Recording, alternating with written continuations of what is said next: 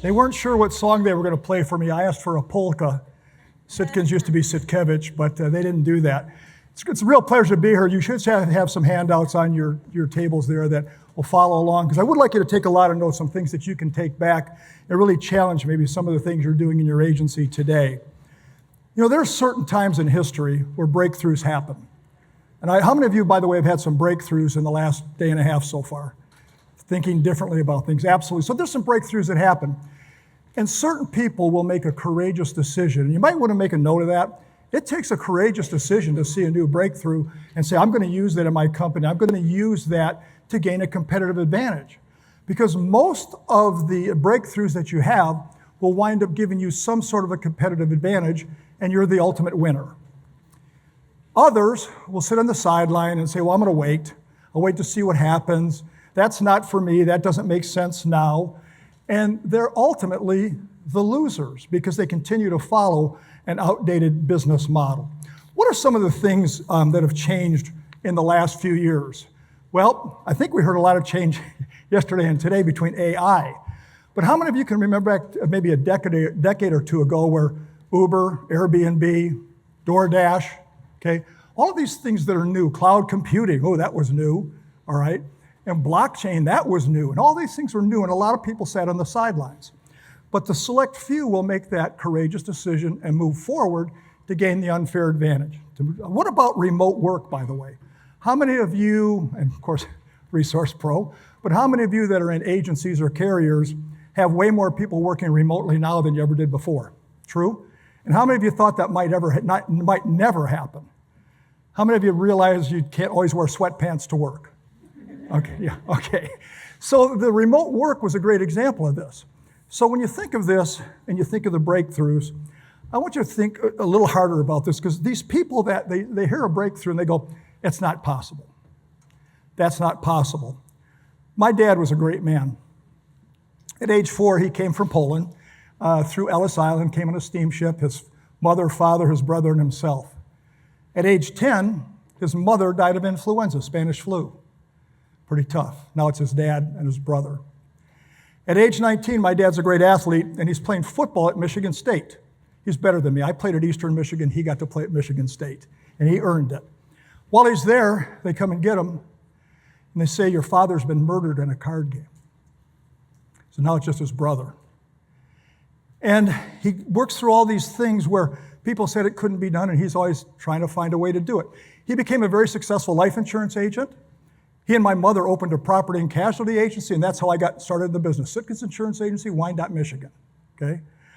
He kept working very hard at things, and then at age 57, he becomes a quadriplegic due to doctor's malpractice. How many of you admit that sounds like a tough life? Yeah, very tough life. Tough as, his son, one of 3. One thing I learned from him, many, many lessons, I live lessons from him every day. He had a beautiful wooden desk. Not a roll top, but a beautiful wooden desk. In fact, it's my desk I have in my office in Fort Myers, Florida. And he had a glass on top of it. And underneath the glass was a saying. I'm going to repeat it a couple times because you may want to write it down. The saying said, the person who says it can't be done is liable to be interrupted by somebody doing it. Think about that, though you're nodding your head. The person who says it can't be done is liable to be interrupted by somebody doing it. Liable to be interrupted by somebody doing it. So my key here is to share with you some best version possible breakthroughs. Best version possible is everything we do to help agencies better. I have a few of these books left. I gave out a bunch to friends and colleagues yesterday, but if you would like to get a copy of the book, see me afterwards. I've got 5 or 6 of them over there. I'd be happy to share it with you. When you look at this and start analyzing things differently, and I started looking for new breakthroughs, even though I've been doing this for 40 years, and no, I didn't start at 10, okay? I've been doing this for a long time, and I keep looking for the next level of breakthroughs. And what I found is that when you really look deep, what you really have to look at, and you might want to write these 2 terms down, customer segmentation analysis and customer profitability analysis. Now again, I work strictly with independent insurance agencies. Customer segmentation analysis, customer profit analysis. And what I'm doing is share with you some of the breakthroughs we've seen that will take all of this to the next level. What are some of the biggest challenges? Well, one of the first things we see for challenges with agencies is profits. And yet, if you track at all the best practices study, those of you that are on the independent agency side, and take a look at the best practices study by Reagan Consulting and the Big I together, profits really aren't a problem.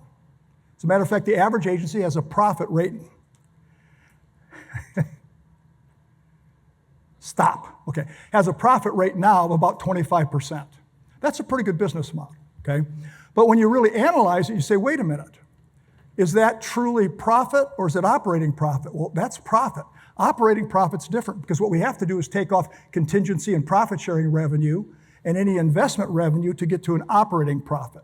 And that's to me what really counts. My operating revenues, operating expenses, operating profit. Well, what we see is the average agency has about 8% of their revenue in contingency, profit sharing, and investment. So really they're down to what? Well, they're down to 17, 18%, however you want to round it off. Profit, that's still pretty darn good. So profit's not a problem. Certainly with the agencies we work with, it's not a problem, all right? Next thing, what about growth, organic growth? Well, if you, again, look at the best practices study, or if you follow the growth and profitability quarterly study that Reagan puts out, that's still not a problem. At the average agency, last year grew rate at 10%. And now, these are good agencies, don't forget, that even apply to get into this. But they grew at 10%. As a matter of fact, the last 4 or 5 years have been the strongest growth rate. I didn't touch it that time. The strongest growth rate agencies have had. Now, a lot of that's been driven by hard market. We understand it, but we'll still take it. We'll still take it. So that's not a problem. I will tell you, I'm very proud to say that our private clients, their organic growth rate is 149% better than that. So 10%, we're at 14.9 right now. So we're getting better growth because they're executing some breakthroughs. They're executing some breakthroughs. Is it flashing up there too? Or just down here? Did it go on and off? Okay. It's the disco. That's changed. We don't do disco ball anymore. Okay. All right, so organic growth is not a problem. What about people? Is people a problem in most companies today? Are people a problem? Yes or no? No. No, not at all. People are a problem. We understand that. It's tough to find and attract people. We heard that with a few of the speakers so far, all right? But when I look at this and say, is it really people? Is that the problem? Or does it come back to capacity? Because that's what my talk's about. How do we optimize agency capacity? How do we do more with the same number of people? Or what if we had to do more with fewer people? I don't know a lot of the agencies in the room, but I know agencies, okay? If your revenue per employee is less than $300,000, you've got too many people. Now, the average revenue per employee in best practices is rated at $250. We'll talk about that a little bit more. I would suggest to you that maybe we're asking ourselves the wrong question. Rather than starting with a question saying, how do I get more people? What if I started with a question saying, how do I optimize the people I have? And how do I use some of the technology we learned about yesterday and today to get people doing the right tasks? Because we have a problem attracting people because we don't necessarily have good career paths for them. And they'll go in and they'll say somebody that's been a processor for 50 years, not 50, but they'll be doing the same job for a long time. So to me, I want to look at this even deeper and say, maybe it's not people. Maybe we're not holding ourselves to high enough standards.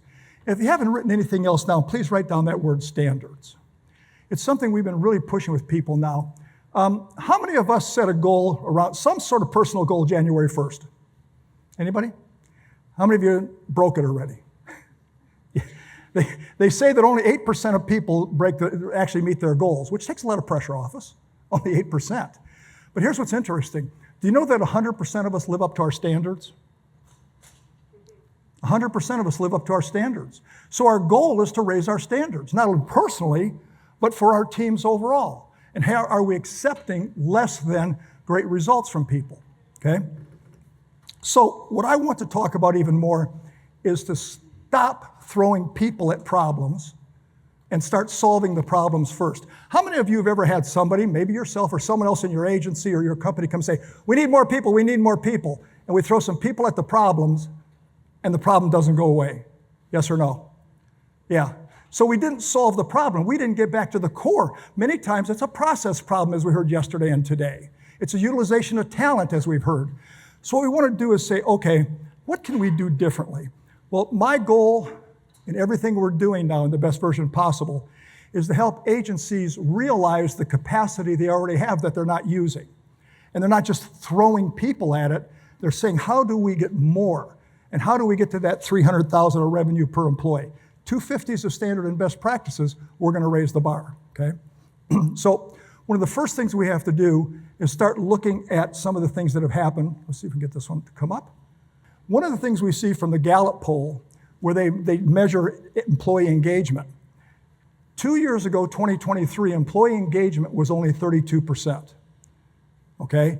This past year, 2024, it's 30%. 30% engagement, okay? That means 70% of our employees are not engaged. Some of you just thought of some people in your office. I won't ask you who that is, okay? But we look at this and we say, wait a minute. We're paying this money out and we don't have engaged people. The number 1 and 2 expenses in insurance agencies is payroll and employee benefits. And so if we have 30% of the people engaged and 70% not engaged, we have a real bad return on payroll and on benefits. Now, I know you're better agencies in this room or you wouldn't be here, but how many of you, by show of hands, do an annual employee engagement survey? Okay, a few here. Okay, a good number. Congratulations. If you're not doing it, you're missing out something really great. So we've got to do more and more to get our people engaged. I laugh about this a little bit, and I think, how many of you ever remember the Dunkin' Donuts commercial? It's probably 5 or 6 years ago, but it was the guy's time to make the donuts. Remember, they'd get up and walk and go make donuts, and 4 hours later, he'd go make donuts again. And just how some of these people react. So we've got to start working more and more on how do we get people engaged. The second thing is sales capacity. I'd like you to star that on your handout. One of the biggest issues we see is that when we're working with producers, we find that most producers and most agencies are part-time producers. They're not spending the majority of their time doing what producers should do. And of everything I've ever talked about in this industry, you think, what legacy would you leave? In a good way or a bad way, I think it's this. There are 2 zones that producers can be in, a red zone or a green zone. A red zone is when the producers are involved in service. Okay? And they're really trapped they're in the service trap, or they're hiding behind activities. Okay? How many of you either now or ever did work in the service end of an insurance agency? Okay? Did your producers ever get involved in service? Yeah? You know what they all went like? Yes. They never said, yes, they did. That hit home, didn't? There's a flashback. Yes, they did. Okay, if your producers got involved in service and took 10 changes today dealing with a customer and handed them off to somebody in service, what percent or how many out of 10 would have complete, accurate, and total information where you could process the change? 0. We set a new record, Chance. It's normally 1 or 2. 0. Okay, if you had a processor that made a mistake 10 times out of 10, what would you do with that processor? What would you do with them? Or fire them. You'd fire them, okay? Or you'd make them a producer. Hell, they can't do detail, I bet they can sell. All right? So it's true. I mean, yeah, that's right. So we look at this and we've got to get people in the right zone. The zone to us means real simple. There are only 4 things a producer should do. First of all, let's define a producer, someone who produces, okay? And right now we have part-time producers because they're doing all these other things. Here are the 4 green zone activities for a producer, and our goal is to get them in the green zone 80% of the time. Number 1, make sales. Make sales. Number 2, manage relationships. How many of you agree this is still a relationship business? Yes or no? Yeah, absolutely. Absolutely. It's a relationship business, so manage relationships. Number 3, we don't renew insurance policies. We continue relationships. And I'm going to talk to you a little bit more about a continuation process that really drives retention and a whole bunch of other really good things we're going to talk about here. But number 2, so again, what is it? Sales, relationship management, continuation process, and pipeline building. How many of you right now believe that all of your producers, or the majority of your producers, have pipelines that are overflowing with more opportunities than time? How many of you have producers that I have 6,000 leads because I've downloaded them. And someday they're going to call me and I'll give them a quote. Okay? Kind of crazy. No, your producer's pipelines should first be filled with what? Future ideal clients, because we've done research, we know exactly what we're going after. And because of a reverse referral process, you're going to see that you can earn a referral over 80% of the time. How many of you would think that would be good to help sales? Yeah. well, then let's do it. Let's do it. So we get into a situation where the producers are doing what? Selling, managing relationships, continuing relationships, building pipelines. That's their job. And I love the way this has been brought in. One of our great agencies in the Midwest, they actually have 4 locations. And the CEO found this so much, loved it, because we also put together a producer's perfect schedule, where the producers are in the office on Monday, but Tuesday, Wednesday, Thursday, they're out of the office doing what they should do, okay?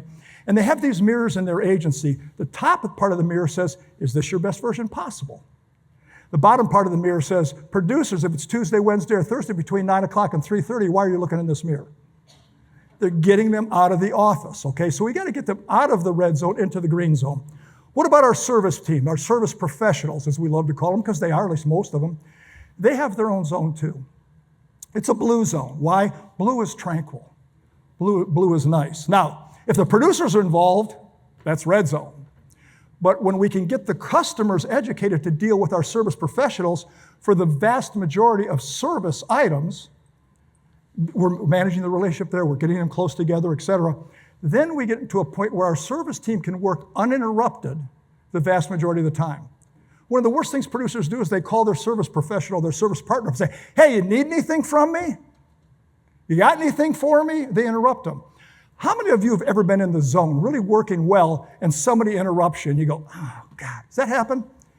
You know that studies show it takes 24 minutes to get back in the zone if you get pulled out of the zone? You're nodding your head. Productivity again, isn't it? Productivity. So we look at this and we say what we have to have are HPTs, high performance teams. Chance and Quincy, you remember I've talked for years about the division between sales and service. Here's the reality. It is the marriage of sales and service with a common goal, and I want you to write this goal down. The goal is to retain and obtain ideal clients. The goal is to retain and obtain ideal clients. So we have alignment. I heard the word alignment used a few times in the last presentation I sat through here. Have any of you ever been out on the road and you're following a car or a truck that's out of alignment? Ever notice that? How it's kind of blah, blah, blah, blah. That's what happens with most teams because they don't have a common goal.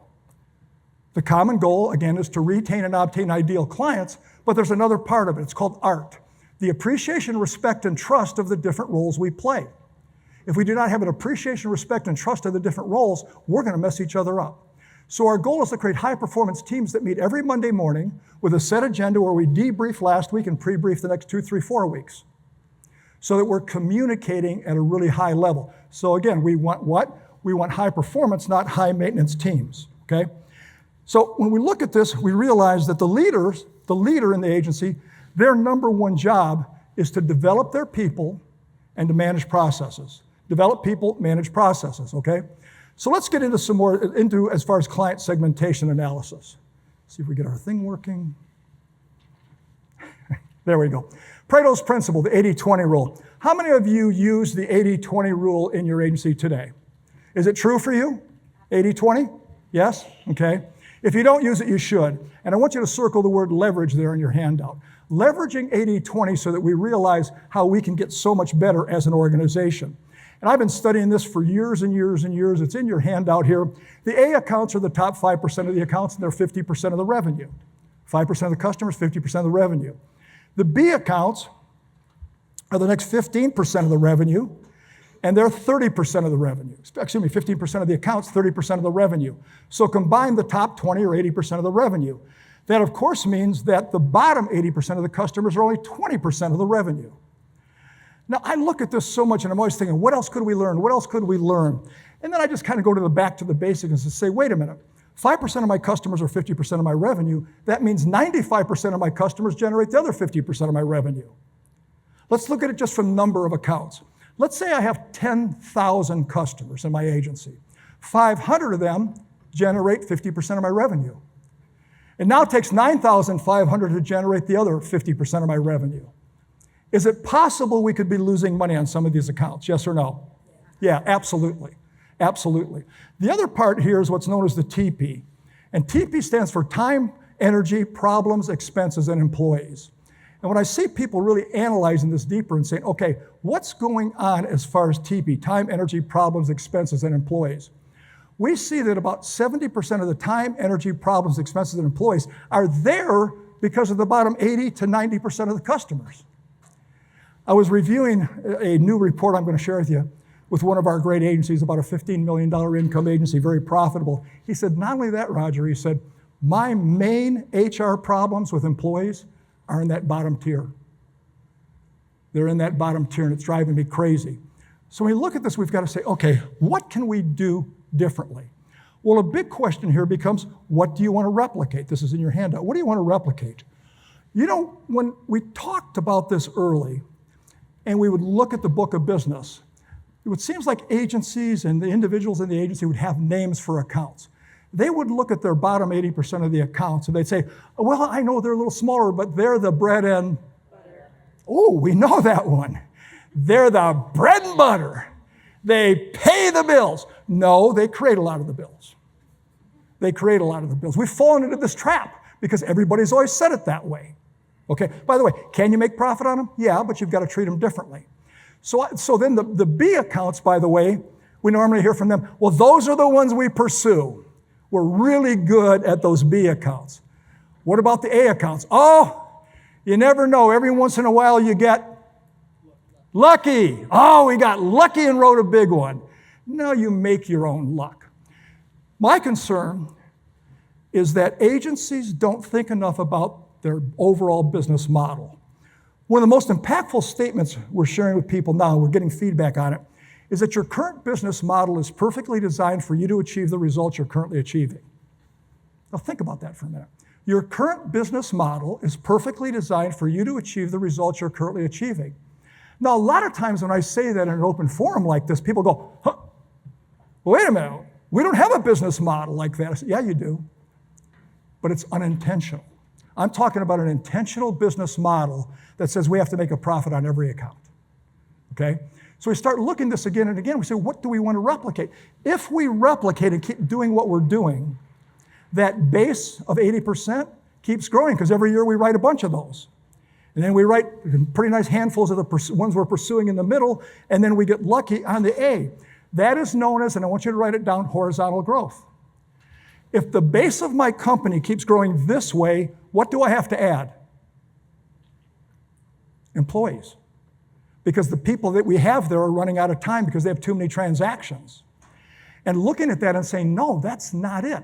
If I'm going to replicate something, I don't want to necessarily always grow. It doesn't mean we don't write them, but we have to make sure we're writing them profitably. So if you're in horizontal growth, you're going to need more staff than you could have now, and you're going to have less revenue per account and less profit.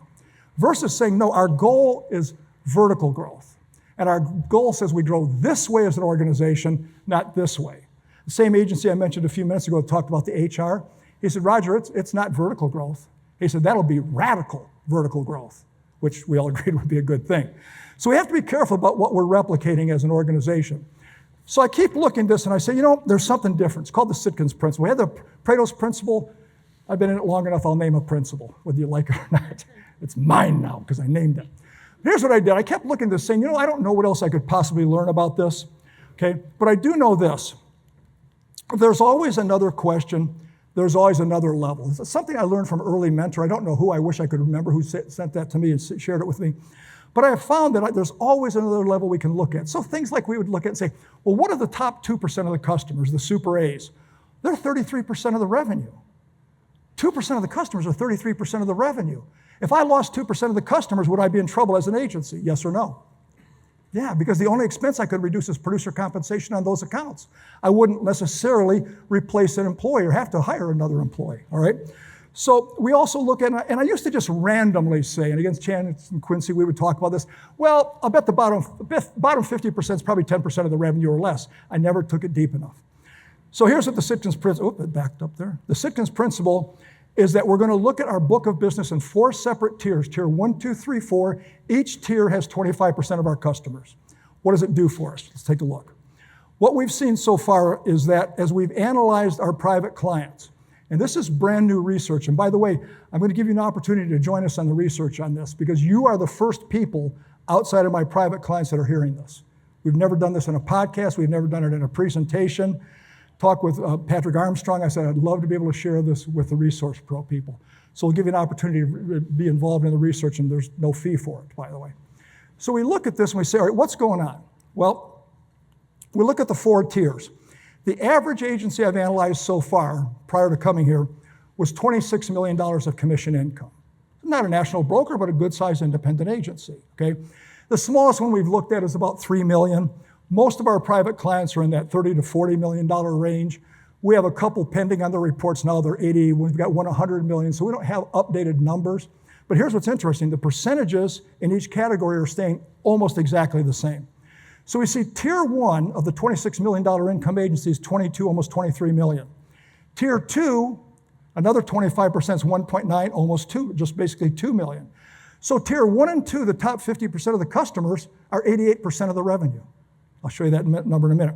But it's 23 plus 2, 25 of the 26 million from 50% of the customers. Is there a chance I'm losing money on the other 50%? Yes or no? There's a chance, but we better take a hard look at it, okay? The tier 3 accounts, see if we'll pop this up here. Tier 3 is only 833,000. Tier 4, 194,000. And I look at it when I first got it, I saw you look like, what? That's what it is, it's crazy. And I thought, well, I've got to be doing something wrong, the spreadsheet's wrong, whatever. This is what it is. Now let's look at the percentage. I already mentioned one of them. The tier 1 accounts are 88% of the agencies. Now these are operating revenues, I've got to stress that, operating revenue. Tier 2 is 8%. That means the top 50% of the customers are 96% of the revenue. Now, some of you are saying that's not me, but I'll bet you also said that the first time you heard 80-20. By the way, please join us in the research, we'll find out, okay? Tier 3 is 3% of the revenue. Tier 4 is not even quite 1% of the revenue. So we look at this and right away, I've got to be questioning what my business model is. Remember what I said, your current business model is perfectly designed for you to achieve the results you're currently achieving. Here's the other thing that scares me on this. And this is experience talking. I can't get the numbers on it yet, but I'm going to guess I know I'm pretty close. The tier 1 accounts, if we add tier 1 and 2 together, they are probably generating 150 to 200% of your profit. I'm going to say it again. They're probably generating 150 to 200% of your profit. I said that to one of our agency owners 2 days ago now in a private call, private review, and he said, how's that possible? I said, because you're losing money on the other ones. And he went, that's right. Okay, that's how that works. It's scary to me. Now, remember what I said, it's a breakthrough. It's a breakthrough, and when we know these type of numbers, now we can start looking at a different business model. Another big part of this, and one of the things we stress all the time, the size of your agency will always be driven by the size of your average customer. Like when we do a best version possible plan with our clients, and now we move them into these new analysis, and then they start going through our core training we do with it. We have a leadership program, we have a sales program, we have an account manager service program, we have the agency executive program. We have these programs, but they're all designed on what? Building a new business model and executing it at the highest possible level and not letting ourselves be trapped like so many people are. And the producers, I'll always challenge them. I'll say, how many of you want to be $1 million producer at least? And most hands will come up. Most hands will come up. Some have some self-limiting beliefs. We'll help them break those later, okay? But most will come up. And I say, look, you can't be $1 million producer writing a $1,000 account because you'd have to write 1,000 of them. I don't think any of us want that. Here's what we're seeing so far. The average tier 1 account is $8,000. Now, I also tell you this, not surprising in our larger private clients, that number's $40,000, $50,000, $60,000. It got dropped down by a couple of our smaller ones. I'll have some updated information on this. This has got me. Tier 2, it's still top of 50, $720. Tier 3, $303. Tier 4, $70. By the way, if you combine the bottom 50%, the average account's paying $187 a year in commission, gross. It started to get pretty scary. It was to me when I first saw it, and I kept rechecking this to see if it's true. So we look at this and we say, okay, the two most important numbers I believe we have to look at is revenue per employee and spread per employee. And if you look at the best practices study, you might want to write these down if you're not aware of them. The best practices says that revenue per employee, and by the way, they use all revenue, including contingency and investment, all right? They don't use just operating revenue, and they divide it by the full-time equivalent employees. One of the best practice studies for the larger agencies, the numbers rate at $250,000 of revenue per employee. Spread per employee is revenue per employee minus average compensation per employee, okay? And that's going to give you spread per employee, which I like to call gross profit per employee. How many of you agree that every employee should be viewed as a profit center? Are we making a profit having this person, yes or no? If you don't believe that, you might want to change your beliefs. You might want to change your attitude on this a little bit. So here's what we see. We take a look at each area and we say, what is our full-time equivalent, the number of full-time equivalent employees in each tier? Number two, what's our revenue per employee in each tier? See, I might be at 250,000 overall, but what happens when I analyze it by tier? One of the first agencies that we delivered this report to, their average revenue per employee, and we just broke it down easier. We said top 50%, bottom 50%. The top 50% of their customers, our revenue per employee was $340,000. 250 is good. We're at 340. What do you think their revenue per employee? Wild guess from anybody. Revenue per employee in the bottom 50% of their customers. What would you guess? Help. Come on.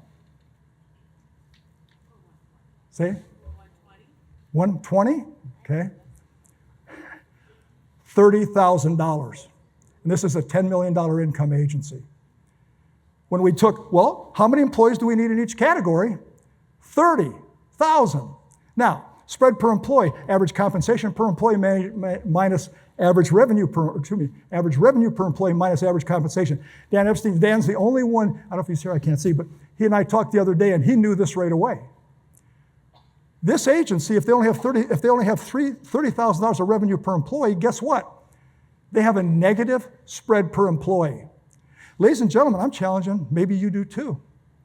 But maybe you're letting the really good accounts and really good people give you a false picture of reality because you're looking at the agency overall versus saying, I got 4 tiers I got to worry about. I've got 4 tiers to worry about, okay? So as we look at this even more and more, I want you to write down a couple things. Number one, let's assume I've got a nice size agency and I do the things Sitkins talks about, and I get everybody working in the same team, and we're getting our producers in the green zone 80% of the time, et cetera. And let's assume we're a good size agency, and we do $3 million of additional revenue we hadn't planned on, because we really got out there and sold. What would my profit margin be on $3 million of additional revenue? Let's say I was growing at 10, but I got up to, like my members, 14.9, okay? What would my profit be on an additional $3 million of revenue I hadn't planned on? Would it be my normal profit?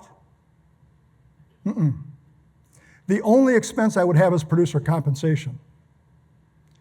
So I could make $1.8 million, because I'm not going to add staff, I'm not going to add expense. I just have producer compensation. So in that $3 million, I'd make $1.8 million more. And at just 12 times multiple, that's $21.6 million of increased agency value. How many of you know that agency value is important? Yes? Yeah. Think about that. Look at what you could do. Look at what you could do. I have 3 rules. You might want to write them down. These are Sitkins' 3 profit rules. Number 1, we cannot allow profitable accounts to subsidize unprofitable accounts. Number 2, we cannot allow profitable producers to subsidize unprofitable producers.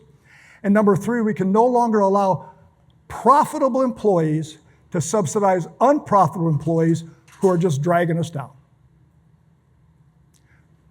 These are breakthroughs that we're working on.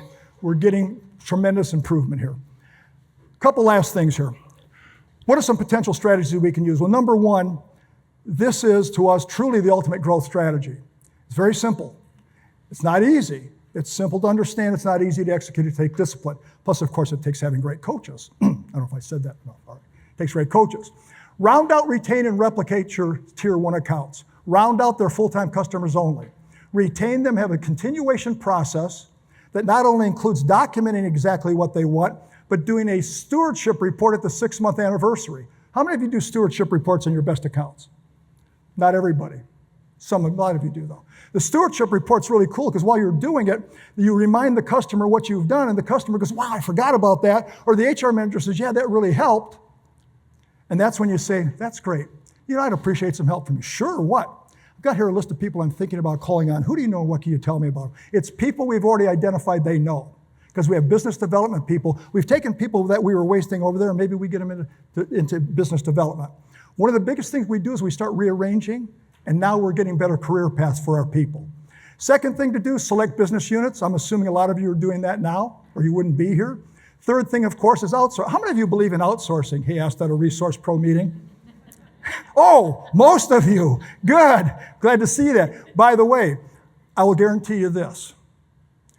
When you get into these type of numbers, you're probably going to take your outsourcing to a deeper level because you're going to have more knowledge, okay? So please join the research with us. If you're willing to do it, by the way, from an accounting perspective, it's going to take your CFO or accounting manager less than an hour. But if you're willing to do it, we can only take 25 agencies in this, by the way. So go ahead and scan it. If you're not a final decision maker, but you at least want to get yourself in line, go ahead and scan it anyway. And what we'll do, and then we can get you more information. If you got to deal with your boss or one of your partners, then we can make a decision. But what we do is we gather the information from you, we analyze it, we put together a written report on your agency, then we also do a report to compare you to others that we've done the study with, and then myself or one of the Sitkins coaches will get on a Zoom call with you for about an hour to review the report and help you identify some strategies that can help you move forward, okay? So, a final thought for you. Every time I see a great agency, they've done a couple things. Number one, they have faced the brutal facts of their current business model.